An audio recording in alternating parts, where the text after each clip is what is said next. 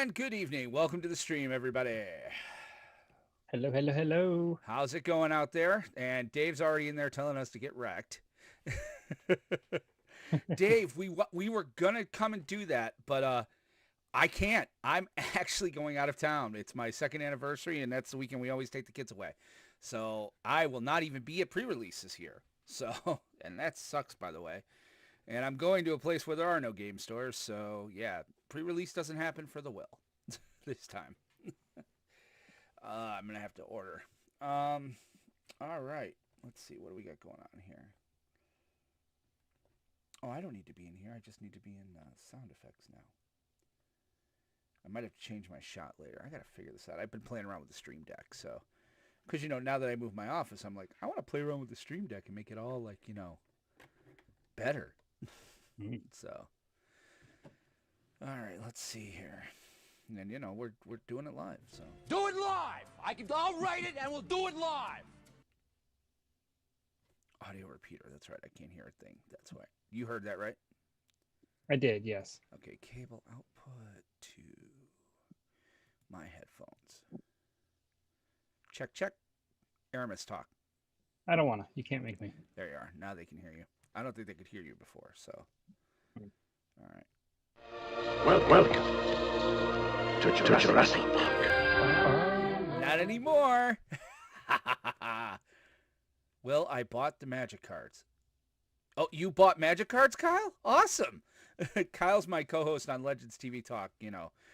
My other show I used to do. So where it's just us kind of I'm looking for the right button. There it is.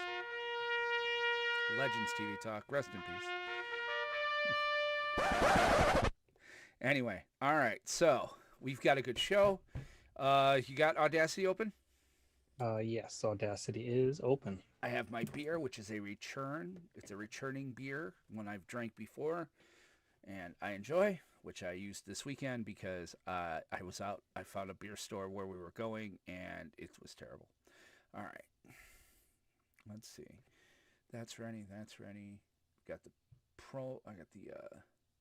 All right. I think we're good. So, wow, we are actually getting off on time tonight. This is a new thing for us. Oh, Strixhaven draft boosters. Congrats, dude. Let me know if you pull anything good. Modern Horizons 2 is always good.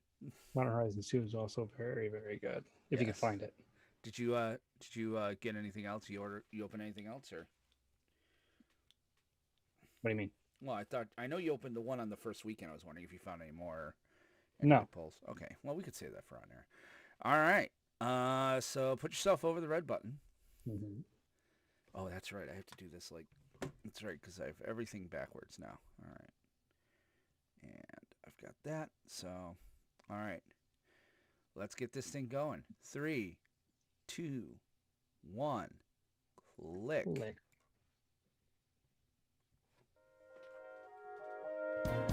Greetings, salutations, and welcome to the PlanesTalkers podcast, the show by casuals for casuals. I'm your host, Will Benson, joined as always by my not-so-Independence Day independence, but we managed to get a show out anyway, co-host Aramis Perez. Aramis, how are you, sir? I'm doing well. How are you doing today? I am awesome. It's a holiday weekend. I didn't work today, which is always a good day, but let's get into it. We can then talk about those good days. Before we do anything, though, we want to remind you that this episode and every episode of the PlanesTalkers podcast is sponsored by Kerwin's Game Store. Kerwin's Game Store is New York State's premier source for collectible card games, tabletop games, miniatures, comic books, retro video games, and toys. With their clean, open gaming areas available to everyone at no charge, Kerwin's provides a fun and inviting atmosphere for new and experienced gamers alike.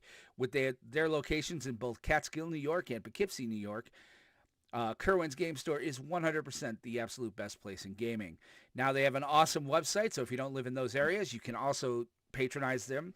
Go to their website, KGS Online. That is Kite Go Samuel Online, or Kerwin's Game Store Online.com. And don't forget, you get 5% off any online order when you use the promo code PlanesTalkers at checkout. We really like that because it lets them know that you listen to the show. If you go there in person, please mention that you've seen us and heard us mention them, because it's always good. We also want to take a second to thank our rare level patrons and up. Steve, Spencer, Chiba Tank, Nurse Gamer VJ, Bell, Josh, Jonathan, George, David, Anthony, and Dragon D's Nuts. Still the best name ever.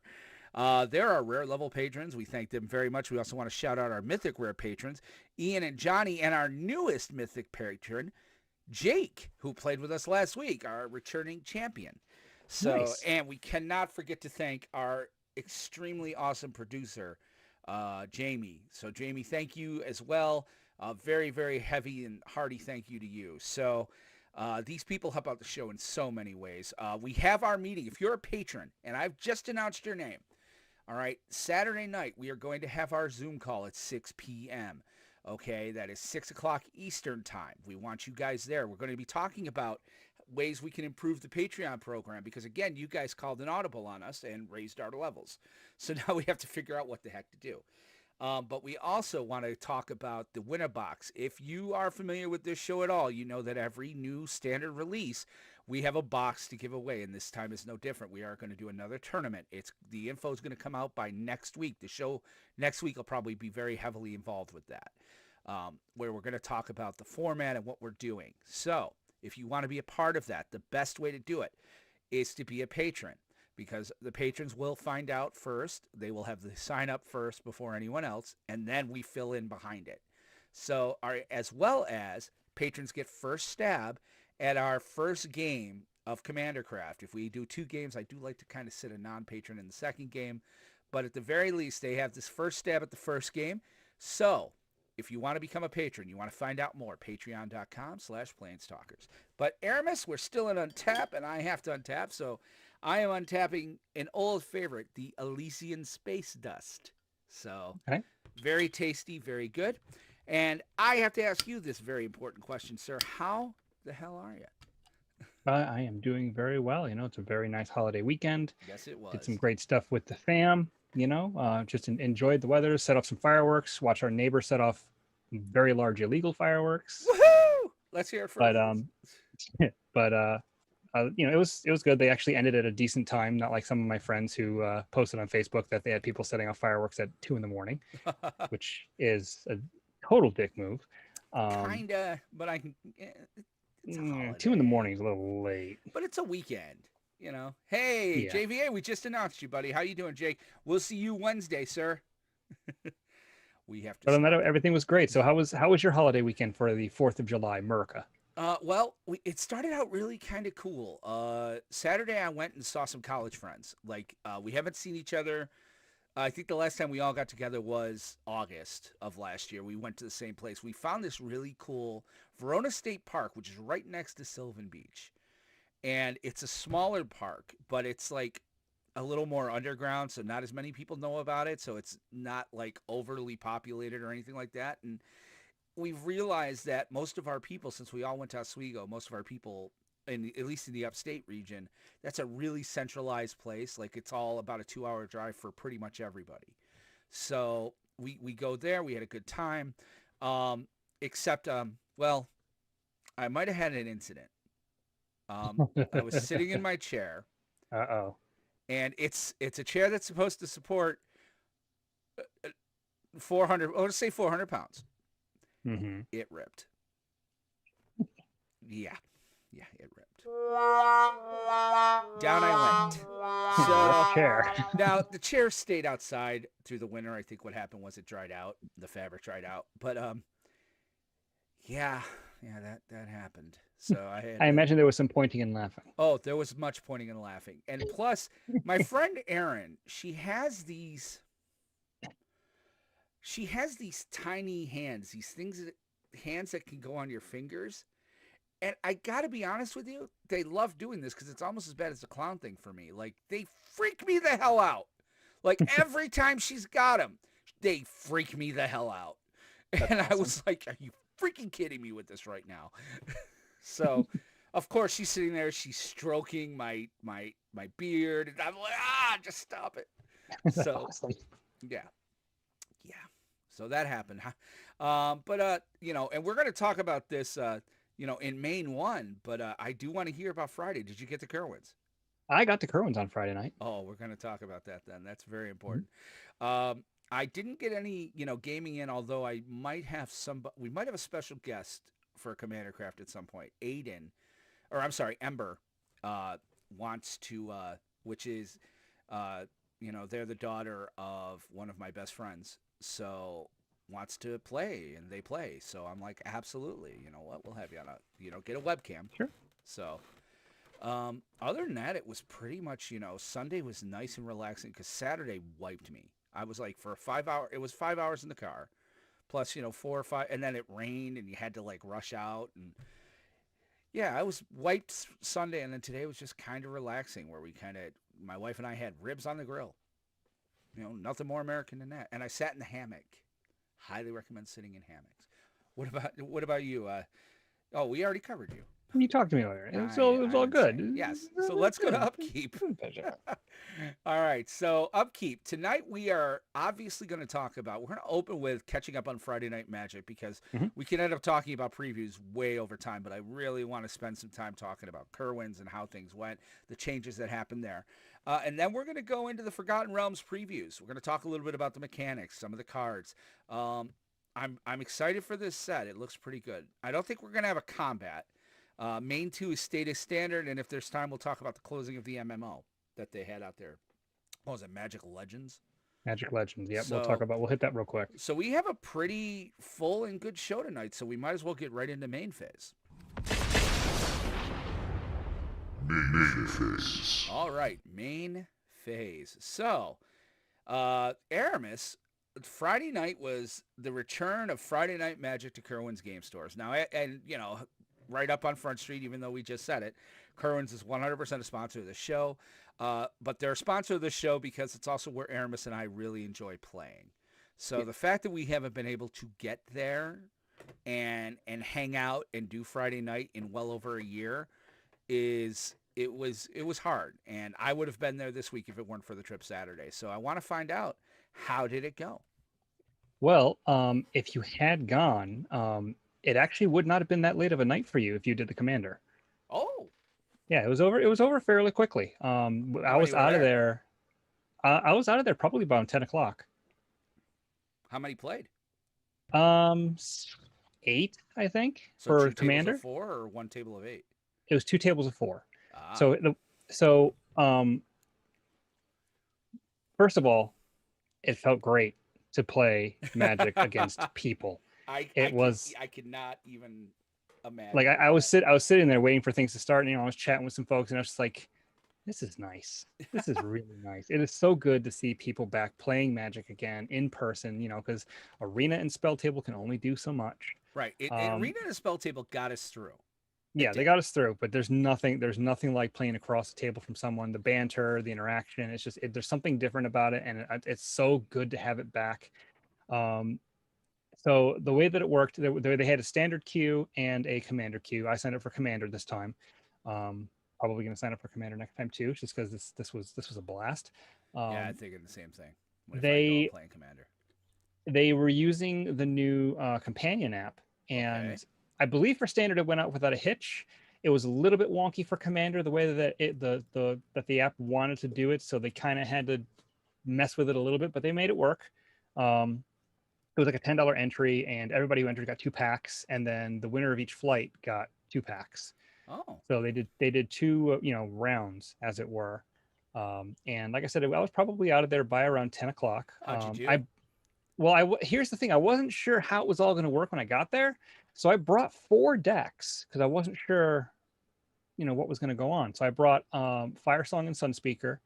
I brought Esika, God of the Tree. I brought Traxos, Scourge of Krug, and I brought Zakama, Primal Calamity. Of course you brought Zakama. And you what I did was I was like, all right, so I don't know how this is going to work. So I'll play Zakama first, see how that goes, see what kind of, competition level I'm facing off against and how crazy these people were with their decks. Right. So the first deck I played against, first game, the commanders were, it was myself and Zakama. Person to my left had Beladros Witherbloom. Person across from them had Lord Windgrace. And then the person across from me had Hans. So they were running lower power level, and you were walking in You would Oh. think. You would think. Actually, Lord Windgrace was actually really good. Here, the way the deck ended up working, the guy who was playing Windgrace was like, "Look, the whole point of my deck is I'm going to play every land in my deck, and that's just what I do." And we're like, "All right, cool, cool, cool." And then we realized his deck was basically like a hyper landfall engine of doom. Oh. He had Dark Depths with Thespian Stage. He had ways to copy. He had Vesuva copying Field of the Dead. He scape shifted at one point for 18, so he had like 70 some odd zombies on the board, but he didn't attack. So I was like, okay. And he passed his turn at that point. And I was like, I'm going to tell you guys right now, the fact that he passed the turn, I can deal with this. They're like, oh, cool, great, because his turn took like 15 minutes. Right. He was You're just like, cycling through his people are deck and doing texting crazy at this things. point. And, Yeah, so it's like I can handle this. He didn't kill me. I can handle this. I said there will be collateral damage, and I apologize for that in advance. Because the turn before, I had played a Nyx Bloom Ancient. And he allowed it? He allowed it, and he didn't kill me. Oh, shit. Because that was how scary his board state was. The other two players were like, go for it. Do whatever you got to do. So when my turn rolls around, I drop down a, what is the name of that land? The Sanctum for that returns commanders. Right. And I proceeded to go infinite with Sakama. Oh. But I didn't win the game. You didn't win the game? Not right away. Okay. Because the opponent with Lord Windgrace had a Glacial Chasm, so I couldn't deal damage to him. Right. And it's a land. I have no way to interact with that right away. So we're basically going to the point where I'm waiting for him for an opening. He's dirtling around. I'm killing all his stuff as soon as he does it. I eventually play a Polyraptor while I'm going infinite and make infinite Polyraptor copies. So I have infinite Polyraptor. I kill the other two players. So it's just me and him. We're going back and forth for a while. And I get to the point where I have I play a Greater Good, and I just basically draw my entire deck because I have infinite Polyraptor tokens. Right. I eventually find Beast Within to kill his Glacial Chasm and then kill him. He had Heroic Intervention in his deck, but he couldn't find it in time. So that was how I was able to win game 1. Game 2, I played Zakama again. There was a person playing the one legend that looks for allies. I forget what her name is, but it was a 5-color deck. Another person was playing.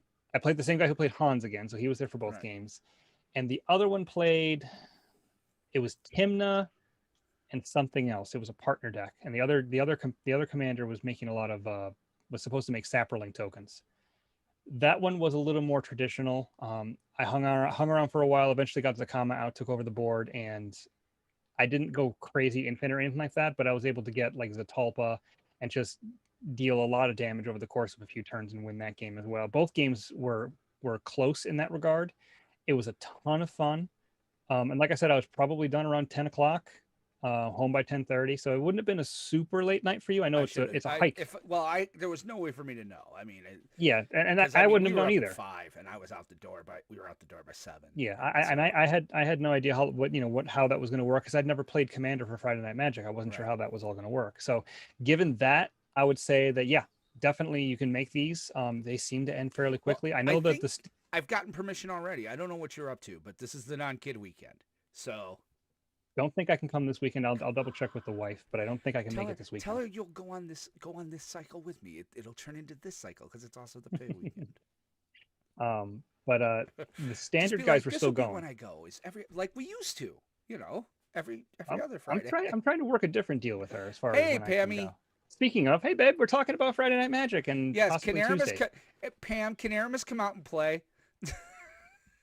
Benson wants me to come on Friday. Because I'm going to go he's Friday. Gonna be down there. I don't even know what I'll play Friday. I got to, because I don't know if I want to like be a dick and play Omni or is Calamax is actually, which do you think is a better deck for me, Calamax or Omnath? Either one would probably be okay. I mean, most of the decks that are there are fairly around that. All right, range. am I coming in too high powered for the room? I feels like Zakama might have been a little high powered for that room. No, I was in danger of both of those games. Oh, cool. There were threats. I mean, I didn't go nuts either game either. I think if I'd had like a god hand, it would have been fine. It would have been a little bit too strong, but both of the hands I drew were, one was questionable and I drew out of it well. Another one was, took a little while to develop, but once I got there, it was really really good. But like I said, I brought a bunch of decks just in case. I'll probably play something different next week. Yeah, that's just it. But I think I'll come with like 3 or 4. I'll probably come with Callie. I'll come with Omnath. Yeah. Just here's what I'm building this week. What I'm gonna try to rebuild. Atraxa, just for fun, just because you know what. But here's the problem. It's like, okay, we know we have to play Jake. Okay, I need a fast deck. Like for you, you might want to play your red deck because his deck, if you let it get to turn 8, we're fucked. well, Like, Calanax because is that's probably what the happened fastest last week. We got to turn 8, we were fucked. But anyway, like talking about the standard players, I know they were still going when I left, Right. and I think the companion app worked really well for them overall. So you get your pairings, you put in your results, all that stuff goes right through the app. You never have to talk to anybody. So it was, and by the way, too, the Catskill location, I can't speak for the Poughkeepsie location, but the Catskill location has all new chairs and tables. Oh, nice. It's Yeah, I was gonna ask really, like what changes they made as far as, you know, things going on as far as like what do they have to, like what are they everything doing? everything else is pretty much the same. Just all new chairs, all new tables. They're really nice. And this they wanted to see how this week went, and I think they were very happy with the way it went. They're hoping to do more events. So we'll have to keep an eye on their calendar, see what they have coming down the pike. And it was a blast. And like I said, just being able to play in person and talk to people, and we were cracking jokes the whole time. I was recognized. One of the people I was playing against, he was playing the Beladros deck. I was like, while the Windgrace deck was going off doing his million hour turn thing, I'm like, by the way, I'm just gonna plug the podcast. And he's like, that's you? I'm like, yeah, that's me. So I handed out some cards. What was he? I'm sorry. One of the players recognized Oh, us. cool. And it's like, yeah, I listen to you guys all the time. So I was like, great shout out to that guy. But he You don't have his name though. well, I handed out cards to a bunch of people. Okay. So hopefully some of them are listening tonight. And to the people who I played against, good games. It was a lot of fun. I have a bunch of other decks that I can bring and I'm going to bring. I actually just finished putting together deck number 15 of 32. Oh wow. I just have to get sleeves for it. And I can probably pick those up the next time I'm down at Kerwin's, which that was great. They had a 20% off sale today. Oh, I just hope. Come on, Pam, let him come out. I'll ask. Cause I'll go alone. I'll go without you, but I've gotten the permission now, so I'll ask. The worst you can say is no. it's somebody's probably sitting there going, look at them talking about that. I'm like, no, you don't do anything without the okay. Mm-hmm. That's not how life works. Yeah, you got to get permission. Yes, You got to get permission. But So, I'm yeah. very glad. I knew you'd win because I mean, the Zakama deck is kind of it's It's great very powerful. deck. It's very powerful, and I think, and the thing is too is that the biggest difference between when we play on Wednesday nights and there is that you guys know that you're on a clock, that you have a certain amount of time to deal with me before Zakama comes down. These guys didn't know, and it's not like like I said, I drew crazy hands. It's just when I think the guy playing Lord Windgrace was a little bit overconfident in what his deck was doing because he had the win. He could have killed all 3 of us with all the zombie tokens he had very easily, and he chose not to. I think he was like, oh, I have one more turn. I could just lord over you guys with this. I'm like, okay, you let me live. Now you die. Very cool. It was like I said, just so great to play against other people. It was just such a great atmosphere. It was what I remembered from before the pandemic. Kerwin's is a great place to play, hashtag sponsored, but still just a great store. Cannot recommend it enough. And I hope to see more of you guys out there next week. So GameStop has a 20% sale. Okay, we have to go check that. My buddy Kyle said he bought a draft booster, a booster pack, and a theme booster. Yes, you need the collector boosters, my friend. I got to tell you, something I noticed today before we get started with Forgotten Realms. Mm-hmm. I'm going to start going nuts on fetch lands. The $30 for a Scalding Tarn. And it's going to go back up. But it's like Holy shit! This is the best time to buy fetches if you're in the I market for seriously, fetches. every paycheck I'm buying 2. I get it. I should have a play set. I'm not gonna have a play set yet. I will buy 2 so that I can at least have 1 for each commander. For each combo, so that for my commander decks, and I can swap like I do. But yeah, holy cow! Yeah, it's actually the allied colored ones that are starting to creep up in price because they haven't been reprinted yet. Right. So definitely looking forward to that. But let's get in. I'm very excited. Like I said, I'm going to be out there Friday. That's the plan. Unless something just extraordinary happens, I'm going to plan to be there Friday. I will probably I'll bring a few decks myself. Maybe I'll come in mid power as opposed to Callie. I might bring the dog deck. I think the dog deck will get eaten alive though. I don't know. I'll take a look because I got many decks. It's fun. But let's talk a little bit, because the big thing going on is that if you've been under a rock, you may not know this, but Forgotten Realms is going to be releasing in 2 weeks, pre-release. So it's going to be, unfortunately, I can't go to the pre-releases here. So I'm going to take very close attention. No, I think I'll put some orders in at a few game stores. I don't think I'm going to be able to get a collector booster box, which sucks, but So far, I haven't seen anything that makes a collector booster worthwhile for me. yeah, exactly. Like if we do our showdown again, maybe a set booster box showdown. But for the most part, and I mean that's winning off of the art cards, and maybe if we pull a red and 6 again. Mhm. But I've got it on the screen now. So, all right, for those of you not watching this, for those of you driving on your way to work, first of all, hope you guys are okay, and look out for that little old lady in front of you. But we are showing on our screens right now, we are showing, the Forgotten Realms previews. So if it seems like we don't have a lot of the information that we don't do, we're trying to be very cognizant of the fact that this is still an audio medium. So you'll just have to forgive us. But we've got about 9 cards, I think, because I did add the one at the end there, and we don't necessarily have to do it, but got 9 cards here that we're going to kind of go through. And first of all, let me just say, I'm loving this set. Okay, you know what? It's not going to be the most powerful thing. Throne of Eldraine is the fact that Throne of Eldraine is still in Standard. This is not going to move the needle. Okay, State of Standard is still not going to change. However, once Eldraine rotates out in 2 months, you're going to see quite a difference. I think these and Strixhaven cards, I could see a lot of synergy between them, because, I think that these two will be very, very good. This will have the shortest amount of time in Standard. This is basically a core set. So the dungeon mechanic is only going to stay around for 4 sets before it goes out.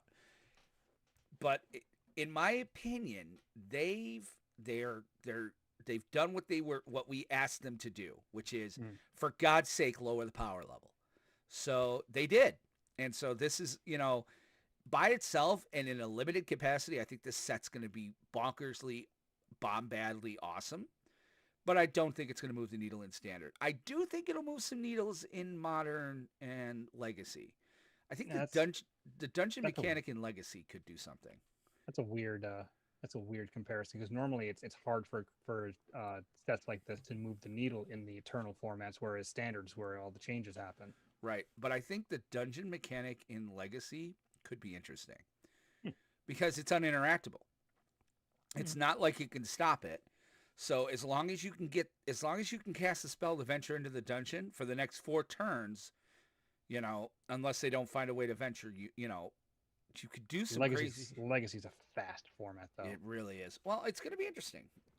Let's take a look at the first preview though, and that is, this one's yours. Okay. So I'll let you.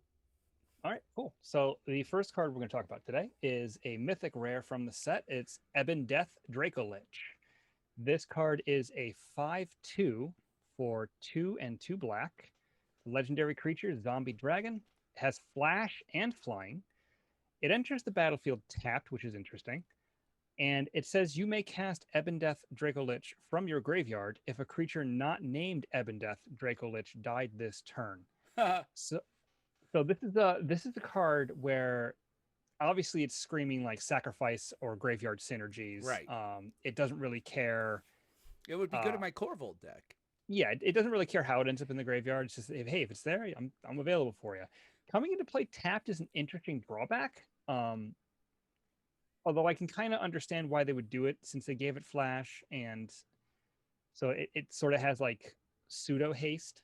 So in that regard, it's a 4 power. It's a 4 mana 5 power flyer with haste, which is really good. And the fact that it doesn't stay dead, this I would like to see if this makes some impact on standard. It's hard to say. In a sack deck for sure. Yeah. Honestly, I read this and thought Commander. I'm like, because it's perfect for Singleton format, because Singleton there'll be no other card named Ebondeath Dracolich. So, I definitely. But I was gonna say, like, even if this gets chump blocked and they both die, I mean, it still counts because a creature not named it died, so you can recast him. Right. So he doesn't stay dead, which I think is always a very powerful effect. Yes, I agree. I do agree with you on the one regard as far as it does seem a little weird that it comes in tapped. Like for something for flash, 9 times out of 10, you want to cast it as, I guess I'm wondering why they didn't give it just give it haste. But they don't want you to use it as a blocker to destroy something. They want you to use it as aggro, obviously. Yeah, this. I mean, it's very aggressive. But it dies to shock. It dies to shock, but it doesn't stay dead to shock. No. And I think, and the thing is too, like a lot of creatures with flash, you're typically doing these on the end of your opponent's turn anyway. Right. It's never really used as a surprise blocker or like a removal spell, so it kind of mitigates that drawback, but it also kind of forces you to do it in that way, to basically hold the mana open, wait till the end of their turn, and then cast it. Right. So I think this will see some. I think now. I mean, Sacrifice hasn't been a deck since rotation because we lost a lot of Mayhem Devil and everything like that. They made the deck broken. This will see some play though. I can say that. This is a piece of a value engine, and the question is going to be, what are the other pieces of this engine? And if that shows up, then I mean, it's a very powerful finisher for that kind of a deck, because you get your sacrifice triggers, you get your sacrifice swinging value, in for 5 is the key, and then in the end you have a huge monstrous flyer that's not expensive at all. Right. So I definitely like that. I chose Burning Hands for my first one. So I like this card because it's green hate, and Lord knows we need green hate. So it's a 1 and a red. It's an instant speed, uncommon. It says Burning Hands deals 2 damage to target creature or planeswalker. However, it says if that permanent is green, Burning Hands deals 6 damage instead. The funny thing about this card, couple funny things about this card. First off, it's green hate in an allied color. I know. Red and green are allies. So it's like, the first time I read this card, I'm like, wait a minute, is that a misprint? But it isn't. It's very flavorful. If you've played any manner of Dungeons and Dragons, it's always you cast a fire spell in the forest and whoops. And the other thing that I think is interesting about this, 6 damage is a very important number. And Vorinclex. No. Oh, what? Think about when they were designing this set. Eldraine is in standard here. What particular card that's green ends up with 6 the turn it comes into play? Oko. Oh, yeah. This kills Oko. So I think they designed this card with him in mind. Right. And it's like, oh, this is great. You banned him, like nearly a year ago. He's about to rotate out, and now you print the hate card? Well, there's plenty, and Euro too. It would have hit. So yeah, would have also hit your Euro. So it hits all the nasty stuff that they banned. I think this was 100% a course correction for them, in that they really wanted to try and find some way to kind of make life a little easier for everybody. But I like it. I do like the fact it's Burning Hands. That's obviously a D&D reference. the fact it's doing something to green. Listen, green has had a whole lot of love from Wizards for some time. So anytime we can turn a little bit off of green, I'm okay with it. Mhm. It's definitely, and I like to play mono red, and I think this will end up in a mono red deck. Does it move? This card will move the needle now. Like this will see play in standard now. This will become part of mono red. This will become part of Gruul, and this Main will or be, sideboard, you think? yeah. I think you put it in main. Why not? It's 2 damage. It's shock. Yeah, but right now Stomp is there, and that can't be Yeah. prevented. And it comes with a body behind it. And So it comes with a body on it. I mean, it's a great sideboard card. yeah, Really good sideboard card because I mean, obviously, it's looking for green things, Yep. and it's just one of those things where you're like, Wizards, really? Come on. You already banned all the problem green stuff, and now you're printing the exactly. hate. So I do like it though. Let's go on to your next one here. Sure. Hey, look, green things. 10-10. This thing doesn't even touch it. Yeah. So the next card we're going to be talking about is the Torask. If you've played Dungeons and Dragons for any length of time, you know that the Torask is the biggest, baddiest, nastiest, most scariest thing out there.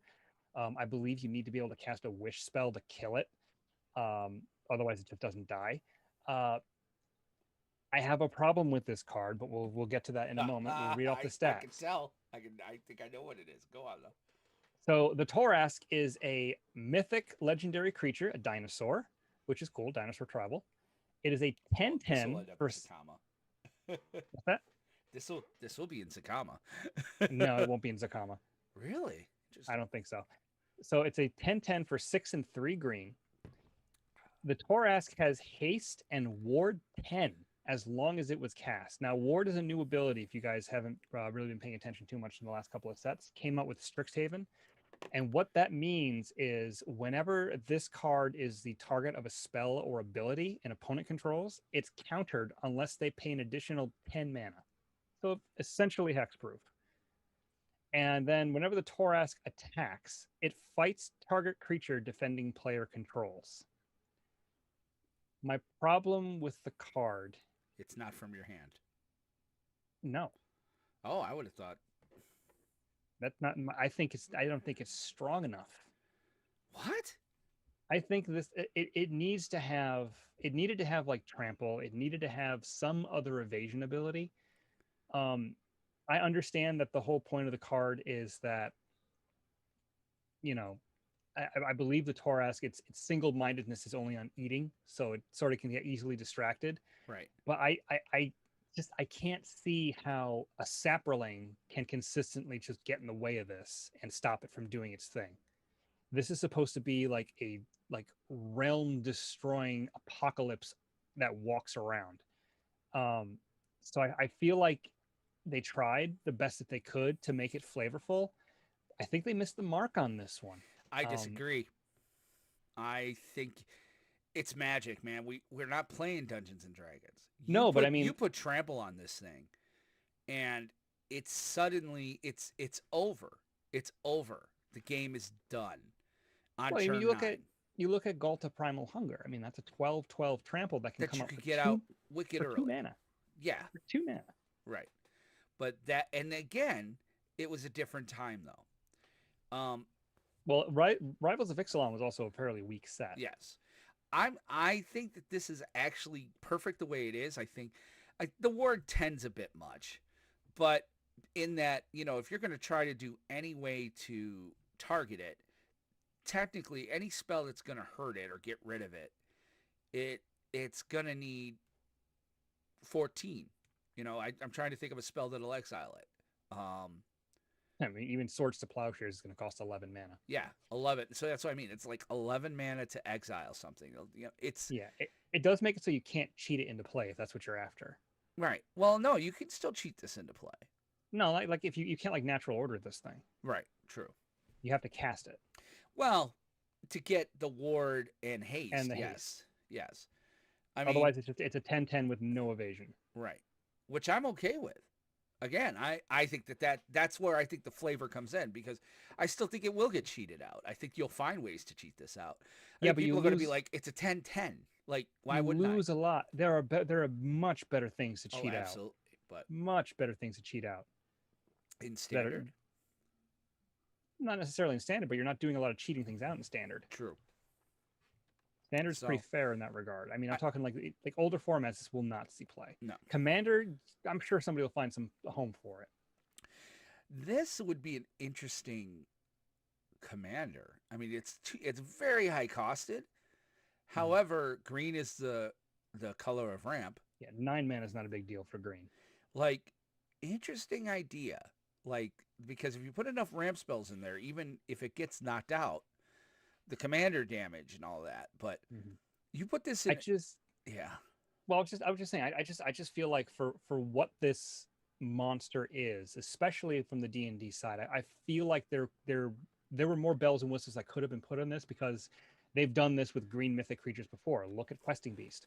Yeah, and I know, and There are everybody gets pissed off at Questing Beast. there are a lot of other abilities this card could have had. I get the feeling that this set, more than any other, this set in Strixhaven, were literally Wizards going, holy crap, we've done fucked up.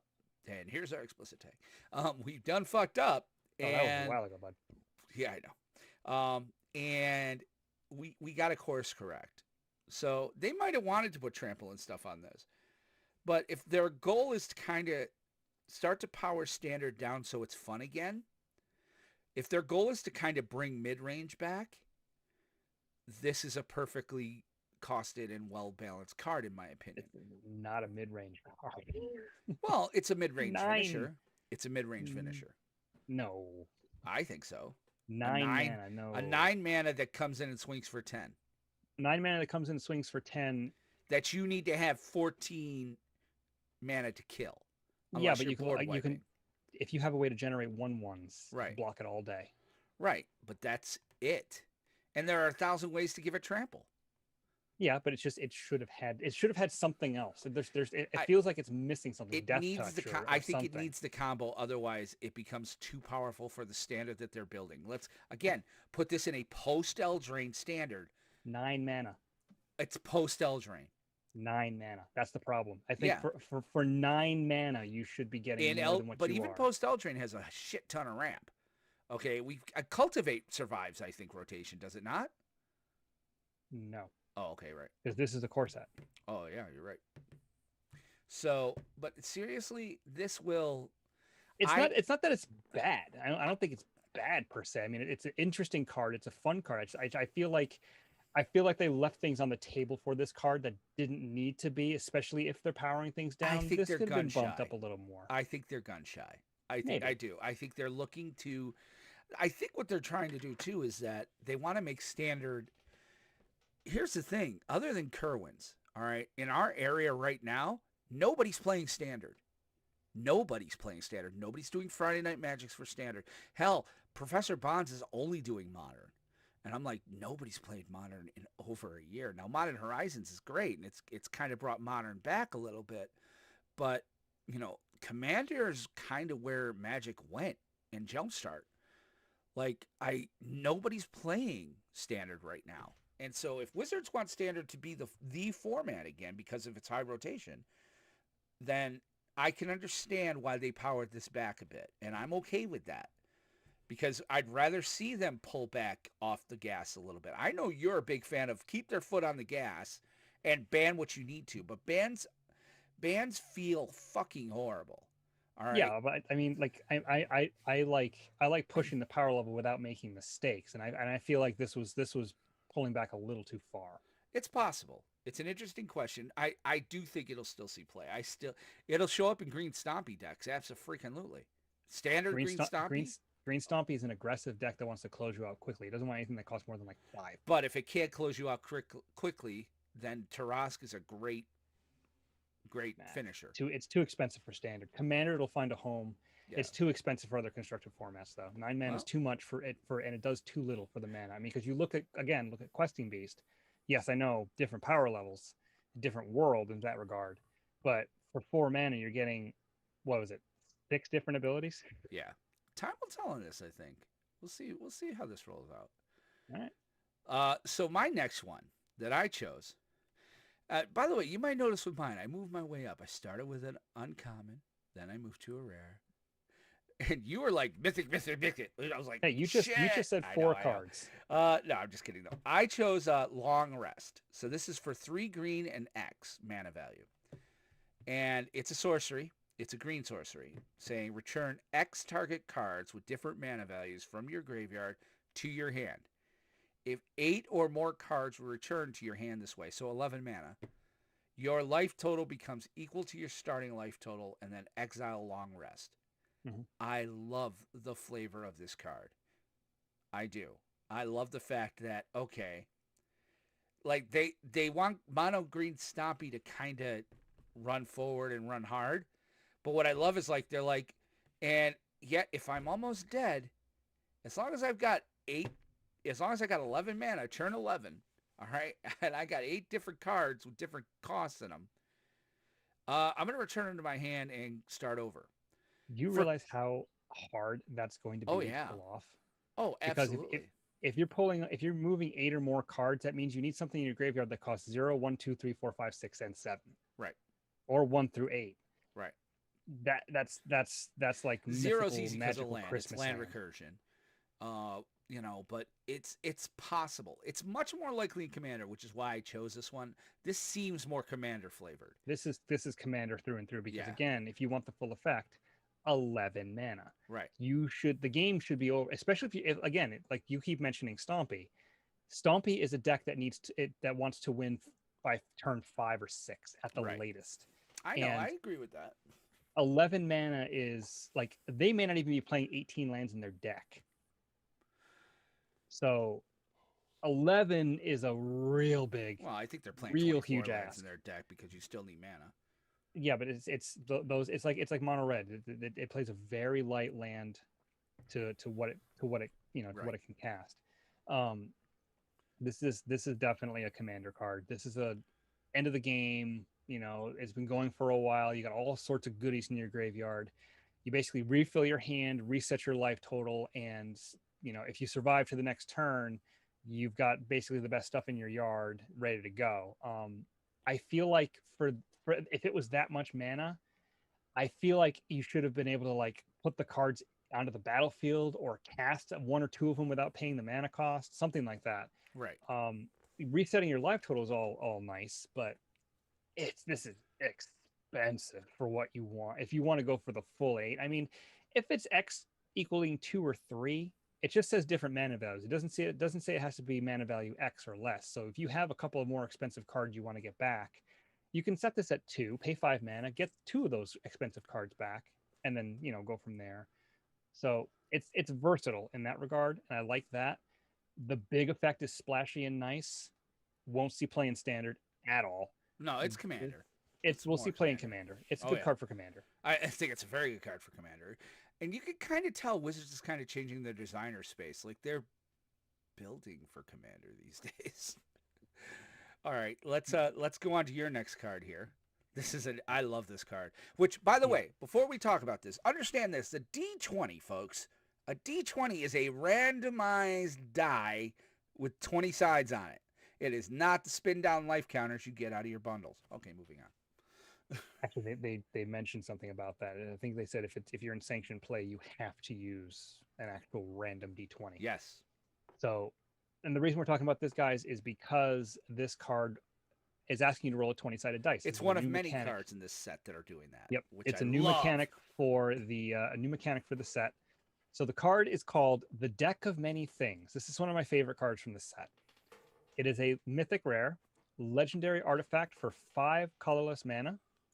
You pay 2 mana and tap, and you roll a 20-sided dice and subtract the number of cards in your hand. If the result is 0 or less, you discard your hand. Oh, shit. So that's, dangerous, potentially dangerous. So you don't want to really be doing this if your hand is full. This is one of those things where it's like if you've played everything out and you want to do some stuff and you don't have anything in your hand, you got some mana to kill. So if you roll a 1 through a 9, you return a card at random from your graveyard to your hand.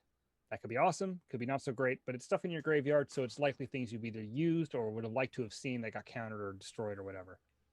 Not a bad effect. A 10 through 19 is draw 2 cards. Good. That's a nice effect.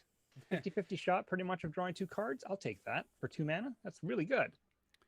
You happen to roll a 20, which means obviously that your hand was empty to begin with. Right. Put a creature card from any graveyard onto the battlefield under your control. This does not target. When that creature dies, its owner loses the game. Can you say sacrifice deck? Yes. Hello, Mr. Sacrifice Deck. I will take that. Thank you. Yes. I mean, you just look, Woe Strider's, rotating out, but you roll a natural 20, you're like, oh, that's a nice, whatever, random little critter you got there, 0/1 flyer or whatever it is. I'm going to take that and I'm going to eat it and you die. Yeah. Will this see play in standard? Yes. Probably not. Oh, I disagree. I guess especially post out. Okay, let's set the stage here. Okay, Postal Drain. We've put Surgeon General warning here at the bottom. I should really just put it at the bottom. When we're saying standard, okay, we are not talking current standard. We are 2.5 months from rotation. So will this see play in standard post Eldraine? Just assume we mean post Eldraine.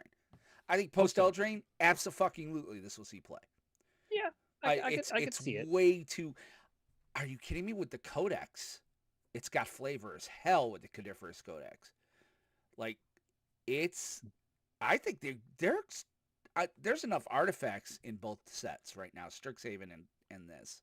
And what's the other one? Zendikar Rising, right? Yeah. So it'll be Zendikar Rising, Kaldheim, Strixhaven, and this, and then Innistrad when it comes out. Yeah. There's enough artifact funness in all of those sets, especially Kaldheim.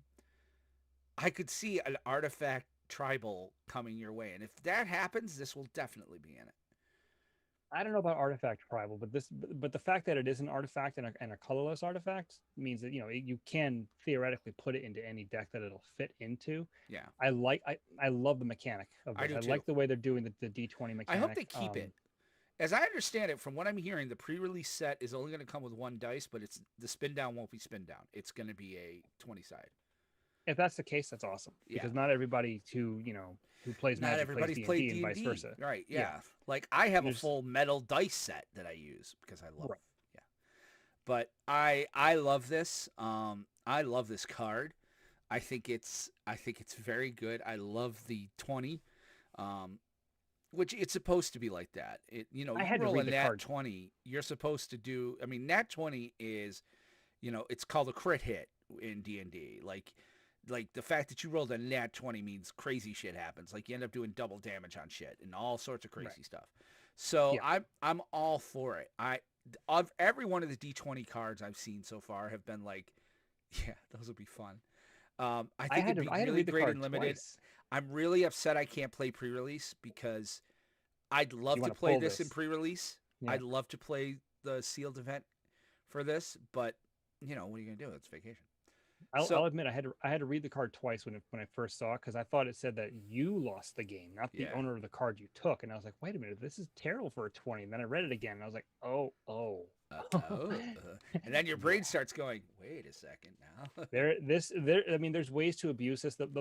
The one saving grace about it is that it's hard to abuse because you have to roll a 20. Right.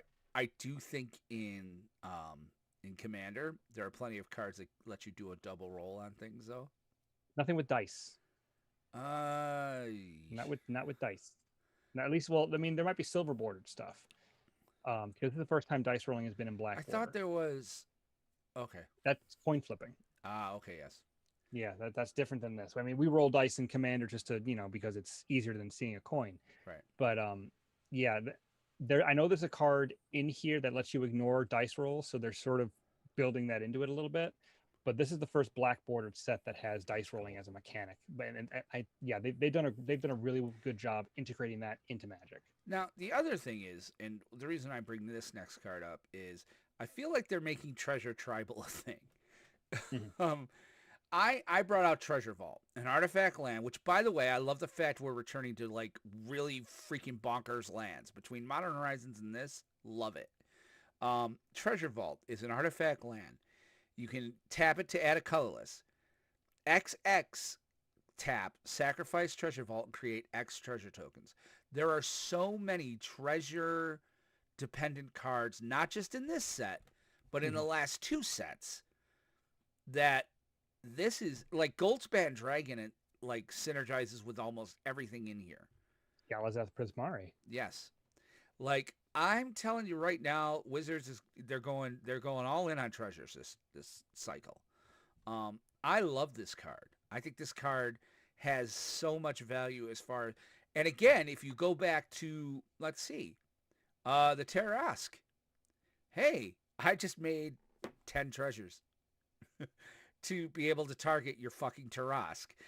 You know, I mean. Yeah, but you had to spend 20 mana to do it, so Yeah. you would have had the mana anyway. Well, odds are good you had other treasures too, but I mean, there are ways to interact. I'm liking that they're using treasures more to ramp than ramp, because lands are hard to interact with. Treasures, they die to board wipe.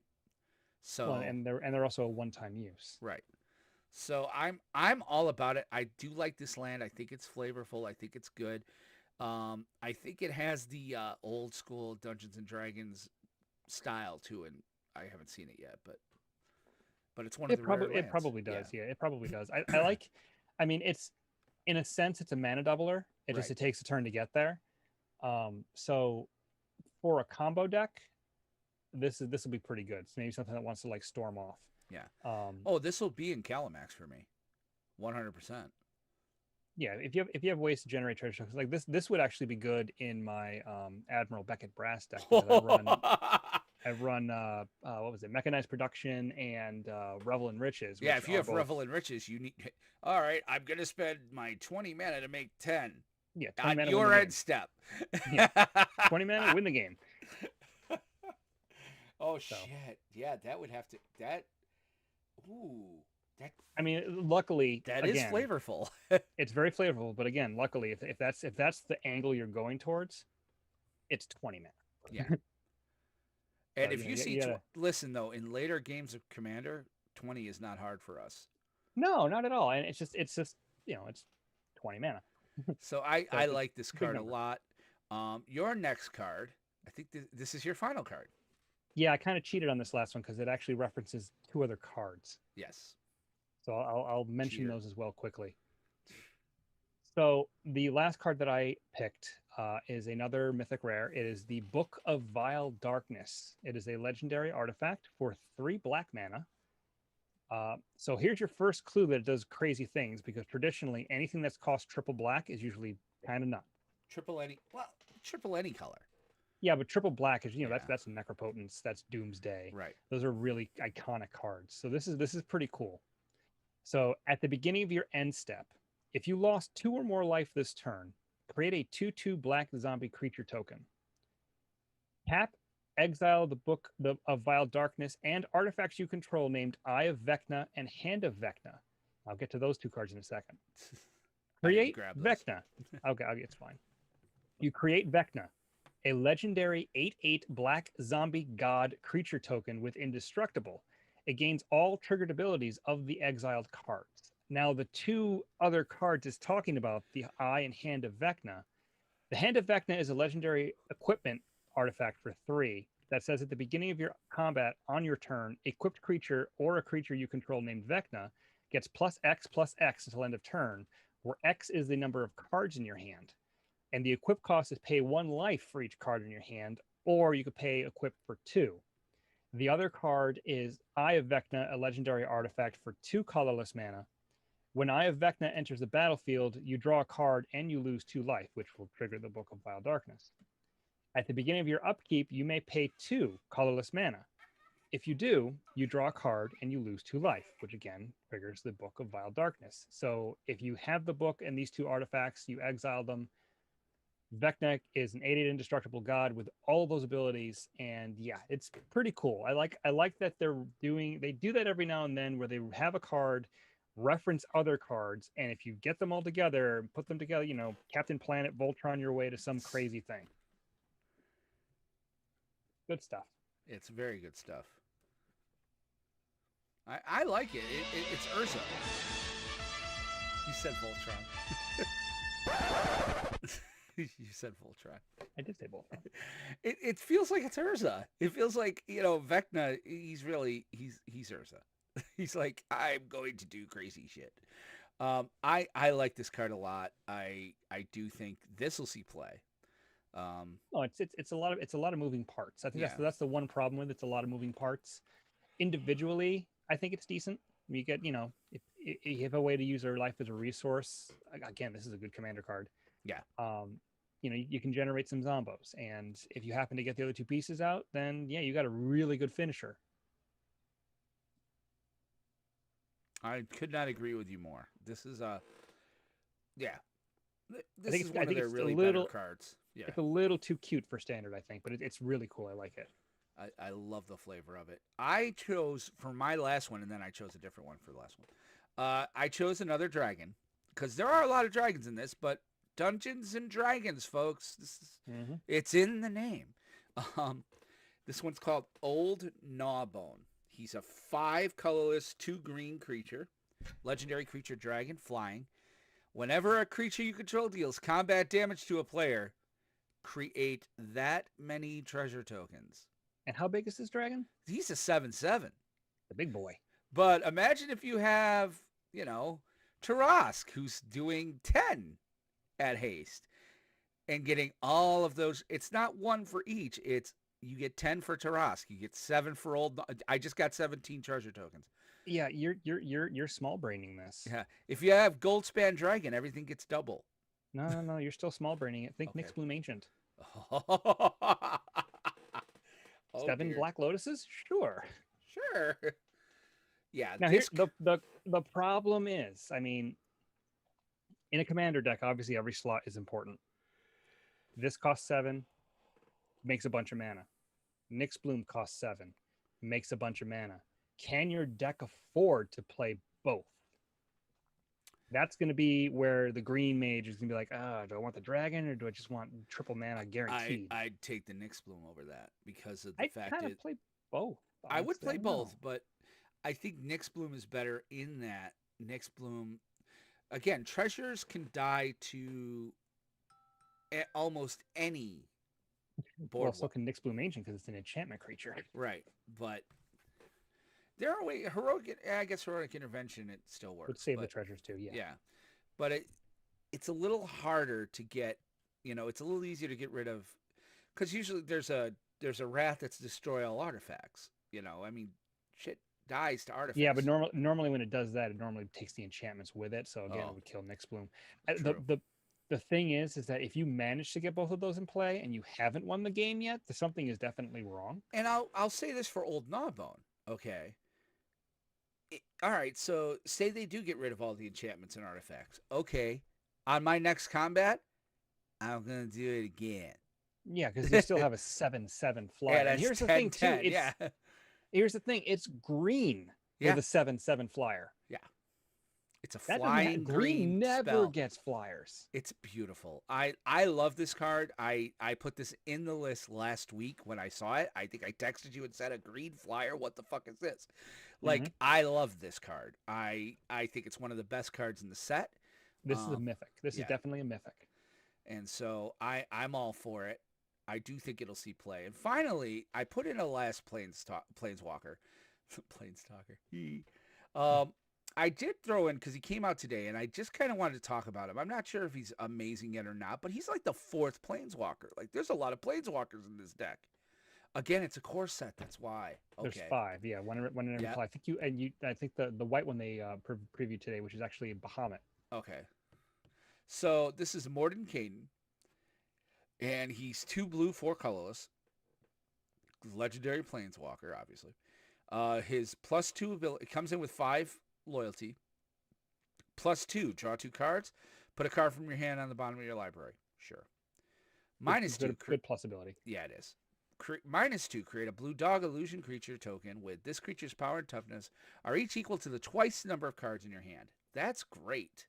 That's not bad at all. I mean, No. like if you're playing this turn 6 and even if you've only got one card in your hand, it's -2 to make a 2/2. So it protects itself at the very least. If you got Yep. 2 cards in your hand, it's a 4/4. 3 cards, it's a 6/6. And it yeah. still is 3 loyalty. You've got a 2, you've got, Yeah, So very good card to protect a itself. -10, its ultimate, though, is kind of where I was like, ooh, in Commander, this could get busted.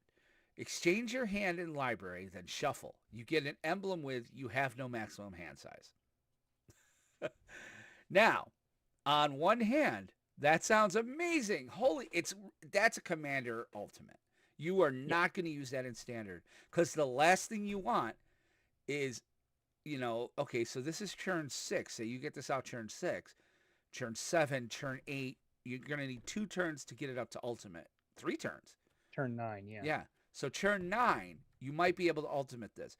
You have to figure that unless you have a lot of spells with a lot of draw, you're putting 1, maybe 2 cards in and swapping. You fucked.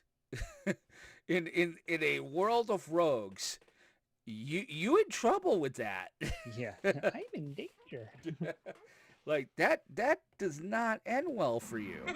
So this is ultimately, again, this is kind of why I'm sitting there saying, I've been saying, I get the feeling they're designing more for Commander than Standard these days. Because I don't think you would play this in Standard. I think this is too gosh darn dangerous in Standard. Yeah, I don't know if you, I mean, maybe you play in Standard. I mean, maybe you just don't ultimate. Yeah. But Commander for sure. I mean, that blue decks are like, I want my deck to be small. Yes.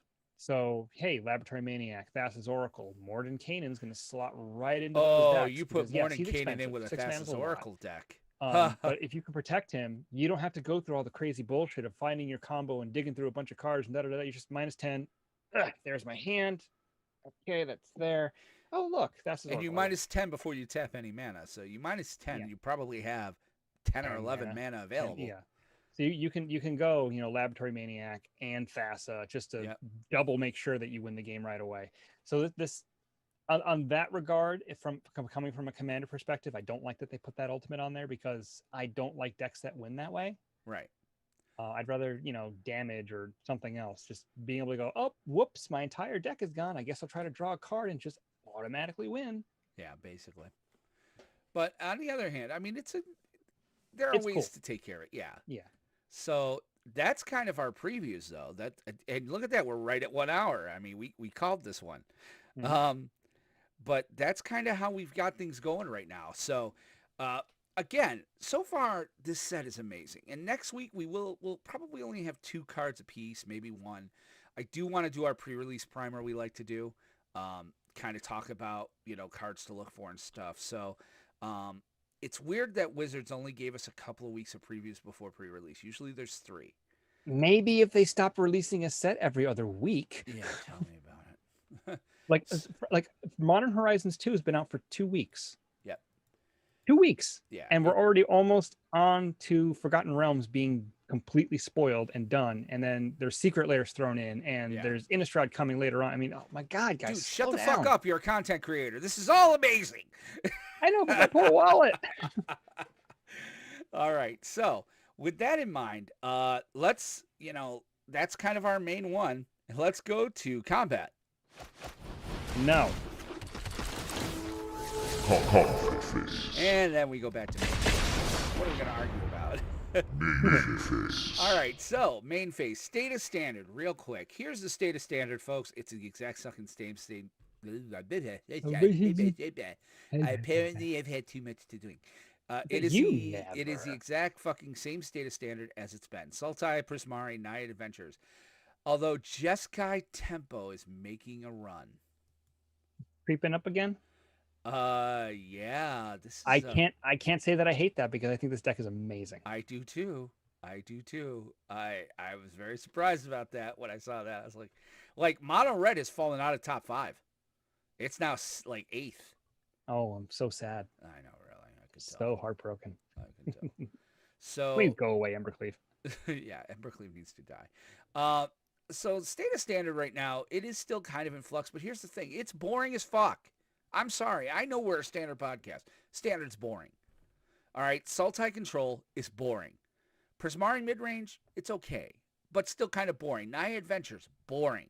And it's not. I think maybe boring is the wrong word, but it's just like it's old hat. There's nothing really new. Like Jeskai Tempo is exciting because it's a new thing, but And it's I still think using a lot of the old cards. this has a lot to do with, and this is a unintended consequence of no pro play.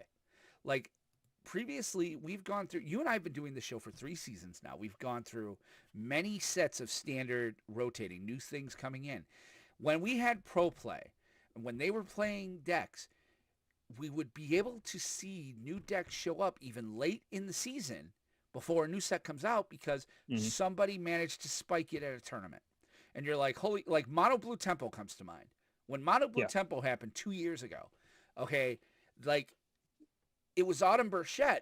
They piloted that deck amazingly and they pulled the spike out and everybody was like, holy cow. And it kept standard like hopping all the way up until War of the Spark happened. I think it's a two-pronged thing, though. It's a two-pronged problem. Part of the problem is, there is no pro play. The other part of the problem is that the sets at the beginning of this rotation are so much more powerful than the sets at the end. It's not even just Eldraine. It's Eldraine. It's Ikoria to a lesser extent. It's Theros Beyond Death. These front end sets are so much better than the back end sets, and that's, I think, a conscious choice by Wizards. They realized, okay, like I said before, I'm okay with them pushing the envelope, going a little too far, and correcting. This one was, they went right off the table into the trash bin, set the trash bin on fire, threw it out the window, and then they're like, I wonder if that was a smart idea. Let's dial it back a bit, and then they just closed the whole room. Well, no, what they've done is, I think Aramis, though, they are correcting, okay? I think this is the only way to correct it. If you pull a rubber band, okay, say this is like my fingers are a rubber band and I pull it, okay, and if I let it go, pop, it's going to go way back the other way before it comes back. They pulled it so far back that for them to fix it, it has to go back the other way. I need to buy a new rubber band. I think they broke the first one. Yeah, no shit. But yeah, so standard's kind of boring. I'm very interested to see what's going to happen post-rotation. Here's the thing. Yes, rogues will become tier 1, if not tier 0, for a while. For a while. Let's see what they're losing. They're only losing Drown in the Loke. They're losing, and they're losing Ruin Crab, which Ruin Crab's a big part of that. But they're losing Thieves Guild Enforcer. Right. Ruin Crab's still there. That's Zendikar. They lose this. They lose Thieves Guild Enforcer. They lose Drown in the Loch. They lose Didn't Say Please, Mystical Dispute, Loris, Of One Mind, Into the Story, Castle Lockdwain, Fabled Passage. They lose a lot. Fabled Passage will come back. I think they're going to keep that for a while. Yeah, Fabled Passage should have been in this set, honestly. Instead of Evolving Wild, it should be Fabled Passage from here on out. Wasn't Fabled Passage in Core 21? Oh, was it Core 21? Rotating out. Damn it. Yeah. But Fabled Passage needs to be like in every core set from here on out. Yeah, because it's like if they go back to core sets after this year, Fabled Passage needs to get could stapled in. We haven't gotten all of the, all of it yet. I think we're close to having all of it because it goes live on Arena in 3 days. Either that or they'll throw it. You know what? It would have a lot of flavor in Innistrad as well. So maybe, yeah. It needs to be reprinted into standard. It needs to stay in standard because it's not too good and it's a decent enough fetch land where it will see play and it should see play because it's nice. So, but I think rogues are still going to stay. Rogues are still going to stay. They'll be in there. It takes a hit, but we'll see what happens. Prismari mid-range also will hang. Actually, Prismari mid-range will take a big old hit. Losing Bone Crusher and Brazen Borrower. Any of the decks playing red or blue are going to take a big hit because of Brazen Borrower and green, the Giant. because you're losing the Edgewalling Keeper and the Giant. Well, the Adventures. Bye-bye. Yeah. I'm not going to miss those. You know what? I like them for what they were. Lovestruck Beast needs to. They were too good. They were too good for what they did. They were fun at first, but now it's like we've been saying, other stuff can't break through because Adventures is so good. It's how this should go. Okay, if you're gonna do stuff like that, okay, and you want to try something, the time to try it isn't the post-rotation set. The time to try it is the last set in that rotation. So Forgotten Realms is going to rotate out next fall, no matter what. Mhm. All right, so they tried dungeon stuff. If it works again, they'll find a way to bring it back. They could have found a way to bring adventures back if they had switched Theros, and that's what they should have done. And I think we've said this before. I feel like any set where we go back, like Zendikar Rising was the right one. All right, any set where we go back to a realm should be the first set. And the last set should be the one that's in like a new world weird thing, because that way, if it warps the meta, if it warps standard, it's a good way to do it. Like Garen fucking T, we're going to a old plane next year. I hope if we don't go to Phyrexia next year, I think that's a huge new mistake. Phyrexia. It's new Phyrexia, sir. Old Mirrodin. Yes. So I think we will as well. So only other thing we were going to mention tonight is that in case you didn't know, Wizards has decided that not only are they no longer going to play or going to pay pro players, but they're also shutting down this really, really great realm that they came up with, this idea of an MMO called Magic Legends. It's not really an MMO. It never really was. It was more of an action RPG, Diablo type of thing, and it Okay. was more Cryptic than Wizards, because Cryptic was the one that made the game, and they had consultants and whatnot from Wizards. But yeah, so October 31st this year, Magic Legends, the servers are shutting down. If you bought stuff there, they're going to reimburse you. And yeah, it didn't do anywhere near as well as they, I guess, It wasn't expected or going to. hoped. It was kind of a Diablo clone, which isn't a strike against it. But it didn't capture the lore or the story, and it didn't look as good as it could have or should have. I don't think it was a complete failure, because like they had said, they learned a bunch of stuff from it. And if they decided to take another crack at a different game, because they've already said that this is not coming back, if they go after something like this again, maybe they'll have some lessons learned and they'll do a better job. Then, I thought this was supposed to be an MMO. Then do an MMO. Well, originally advertised as an MMO, but I think they sort of switched gears like halfway through to make it an action RPG. It needs to be an MMO. I think an MMO would have been better, because the world and the realm is so huge. There's so much lore and stuff that's stuffed in there. And you can have like XP gaining and things like that. It should be an MMO. Yeah, even But if here's it's the like thing, the MMO marketplace right now is flooded. WoW is still there. RuneScape, my wife still plays, and a lot of people, I guess, still Final play. Fantasy 14 is still Final really Fantasy big. 14. We actually, my wife and I are betaing it right now. I play DC Universe Online. That's an MMO. Like MMOs are one of those strange things. Every once in a while, I'll go back to Star Wars Old Republic because they're putting out new content. Star Trek Online. There are tons of MMOs. It's flooded. I get it.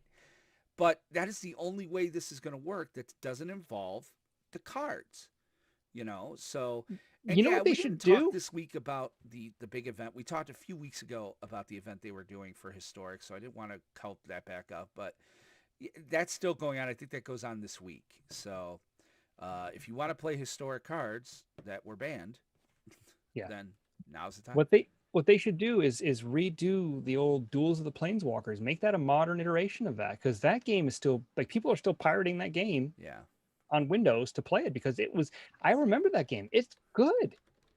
It had just enough story. You're still playing Magic, but it was very well done. And I think that is what they need to really focus on. Make it like that.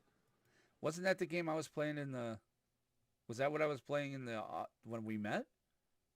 No, this one was it was for the old PC, like Windows 95, okay. 98, where it was where they introduced the Chandelar plane. You're walking around and there's like random encounters, but you win cards to build your deck, and there's dungeons you can go into to get cards to build your deck, and you're playing against all these different AIs. Yeah. And it was only with like alpha beta cards and maybe Arabian Nights, and they had some other random special cards that they put in there. But it could be done now. I mean, that's I think what they should do. I mean, it makes a sort of a cross between Arena and an MMO. It could be single player, it could be multiplayer. Yeah. I think MMO that's where would they be need to fun. go. So, all right. Well, so Legends is done, and we're actually a little over, so we should probably start backing ourselves out. So let's go to end. Business stuff. All All right, so as Aramis and I are rolling up our playmats, putting our cards back in their boxes, taking the pizza boxes over to the trash, because damn it, your mother still doesn't work in this Virgin record store. We want to remind you guys that I'm just going to keep coming up with different stores. We want to remind you guys that we do have a Twitch channel where we stream all sorts of content now, not just this show, but all of our content is streamed there as well. Look up PlanesTalkers Podcast on Twitch. You can follow me on Twitch at Mindcrime73. I game some Minecraft. I do some DCU Online. I do a whole bunch of stuff. So I'd love to have you guys there. That's Mindcrime73, but the main show is PlanesTalkers Podcast. Right. And if you want to interact with us more in a real-time fashion, we have a couple different ways you can do that. The first one is our Discord. Is an active community. A lot of great folks are there. They'll talk about the game. They'll talk about whatever else is on your mind. Go to discord.planestalkerspodcast.com to sign up. Not to interrupt, but if you're going to be in the winner box, you're going to go to the Discord. So you might as well go in now. I was getting there. All right, sir. Yeah. Sorry. So like you said, win a box. If you want to even participate, you have to go through our Discord to get there. If you want to follow us on Twitter, if that's a little more your speed, we have a Twitter account. We generally only tweet if we're going to go live. We might tweet other things if there's something that's particularly interesting that's going on that we can't wait until the next show to tell you guys about. But that one, you go to Twitter, you look up at PlanesTalkerPod. That's where you can find us where the birds fly. My personal Twitter is at WR Benson. I don't tweet very often there either. And of course, you can always follow us on Facebook. Just go to facebook.com/PlanesTalker. Like and follow the page there. Again, the show shows up there whenever we go live. And we also do a playcast called Commander Craft. Every Wednesday, we play Paper Commander with listeners like you. If you want to join that, we advertise it almost exclusively in our Discord.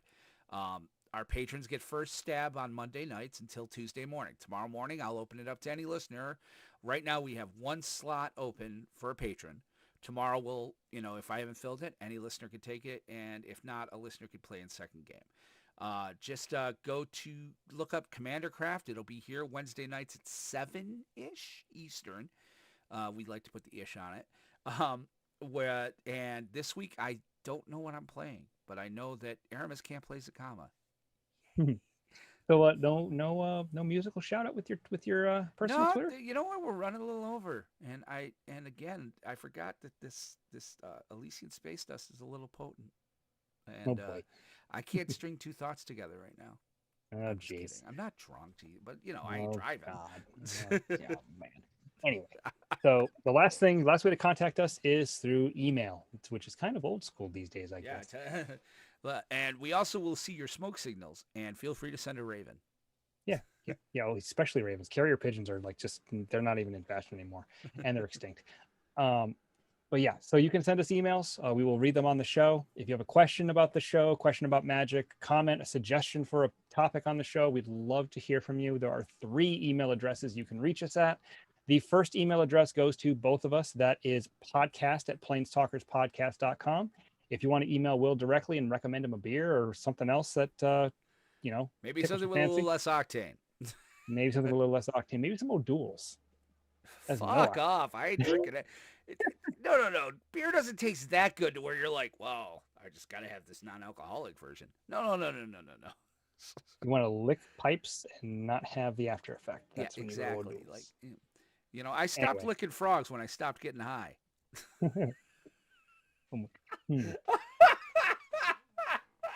Not going to go with that one. Oh, shit. I don't know where that came from.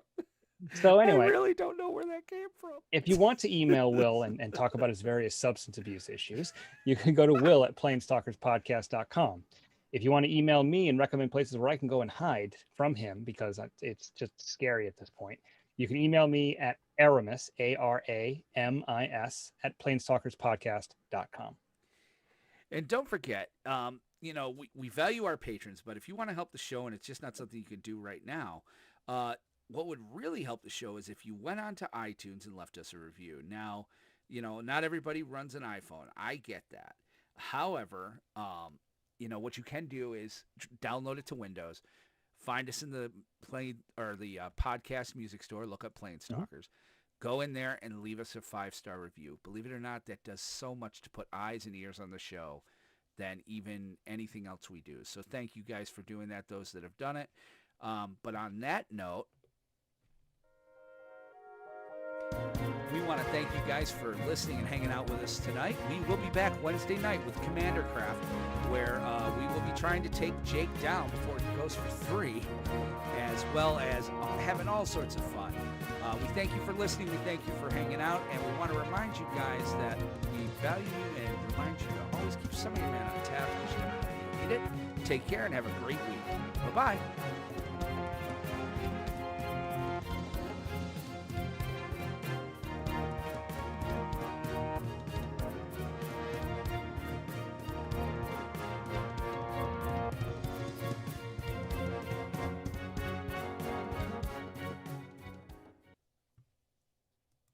Okay, that was probably my worst ending to date. The Elysian Space Dust not that high octane. I got some sort of brain fart this week. I swear to God. It's all right. No, it's only an 8%er. Yeah, it's all good. Yeah. I I mean, don't- I've don't drank know, 12 on this show before. Yeah, that ended well. I don't know what I'm playing on Wednesday. Maybe I'll go with maybe Anya Falconwrath. I haven't played her in a while. Ooh. She's fast. Yeah. Again, we need fast against his deck. Or maybe Athreos. Ooh. Because Zozu would seem too much of an obvious troll. Right. Yeah, but it's okay. You like to play Zozu. It's an obvious troll, but it's also like, I just felt like I couldn't get Corval going, Like You had some rough draws last week, Yeah. that's for sure. Yeah. I'm just happy to get, like I said, one retirement for Zakama. I think I'm gonna bring for Friday. I think I'm gonna bring Corv, Callie, and and I mean, I guess I'll bring them all, but I mean, some If of I them can- are in various states of repair. Like not all If- of them are ready yet. Yeah, if I can go on Friday, and if the cards show up in time, I will bring my new deck. And if not, I'll probably bring Asika, Praxos, Fire Song, and I might still bring Zakama. I might bring something else. I have enough room in my bag So if for you see 4 me decks. play it out, that you're like, fuck it, Zakama. Possibly, or I'd be like, Zozu. You asshole. Look at that landfall deck. Oh, that would hurt. Oh, I it would would hurt a escape lot. shift and put 10 lands in. Oh yeah, go ahead, take 20. Yeah, I was like, holy shit. So, yeah. Good times. And I mean, we'll talk a little bit offline too about like Wednesday and stuff because I've got some thoughts about I want to try to encourage more people to play. But yeah, we've got to. I'm looking forward to Saturday because I really want to hear ideas for them for things we can do. Yeah, that'll be the key, guys. If you're patrons, Yes. this is the post show. Come to the call on Saturday. Really, it helps us out a ton with Wow, you already got the direction of the up show. there. Look at you. Yeah, just quick like that, like a fucking ninja. Yeah, patrons, call on Saturday. Show up, please, because we want to hear your thoughts. We want your ideas because some of the ideas you guys have ended up being things that the show does. Right. So I'm So, definitely all about that. Well, the Winnabox. Before it was just do this and this and this and this. Yeah. And somebody else was like, well, why not have a tournament? I was like, Yeah. ooh. The Winnabox tournament was your guys' fault. I mean, Yeah. idea. Which I got to check that website again and make sure that that's the one we want to use. I mean, here's the thing with the extra we've gotten from Patreon, I that's a free site we can use. I may look at a pay site that, for the tournament this time because it doesn't have some of the features I'd like. I really hate the fact that it starts before I say go and it doesn't let me change like pairings because if we are going to have buys, I'm sorry, the patrons should get the buy. A patron gets a buy over somebody else because they are, Right. So I'm going to look into that tomorrow, I think. I'll poke around a little bit and see if there's a better tournament site. But again, I want it to have Discord integration because that's the one nice thing is that the Discord, because we integrate the tournament site with Discord, everything, we don't have to do a damn thing. Makes it a lot easier. Yeah. So. But we'll see what happens. And so. Got to let Nick know. because he's been playing enough Arena. He should have a card pool now.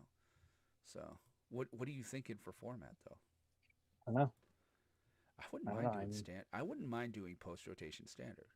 I would not mind going. Okay, you guys, it'll only be 4 sets. See what you can brew. Yeah. I mean, Maybe. we'll see a lot of rogues again. Either that or standard with our own ban list, where we go That through. might be. Yeah, I think I'd rather rotate and then see what happens. But we have time to talk. Right. And then again, if you guys, please show up on the call on Saturday. Give us your thoughts. Give us your ideas, because we've done a few different formats. We've done historic artisan. We've done standard. So I don't think I would ever do pauper. I don't think I'd ever do Yeah, historic. Pauper. probably not pauper. Obviously, it's going to be dependent on whatever arena can handle. Right. Um, I mean, So, historic though, with the addition of the Strixhaven Mystical Archive, historic could be interesting. Historic could be interesting. Yeah. So Historic 100 card brawl. if that was there, man, I would want to play. Can't you make? You can't set it up that way. Okay.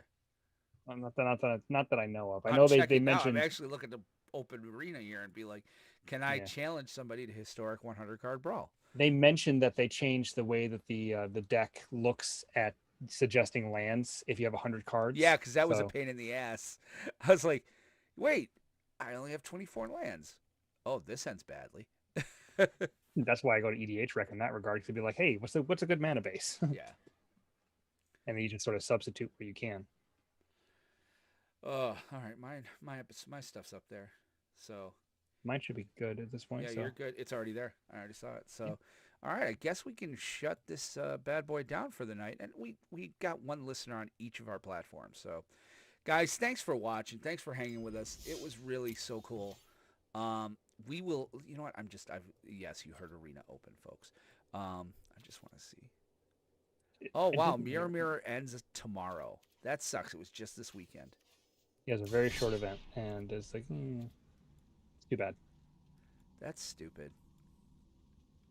Historic, challenge match, deck type, brawl, 40, 60. Yeah, it doesn't have 100 card. You're right. Yeah, no, but I think that was just a one out for now. They should fix that. That needs to be a That permanent would be the thing. only way I'd want to do brawl. That would be the Yeah, only way I would want to do brawl, is if they could have 100 cards. So Yeah. for me, brawl's out. All right, guys, we will see you on Wednesday for Commander Craft. If you're a patron and you want to play, hop in the patron channel, let us know. Otherwise, we will see you guys on Wednesday.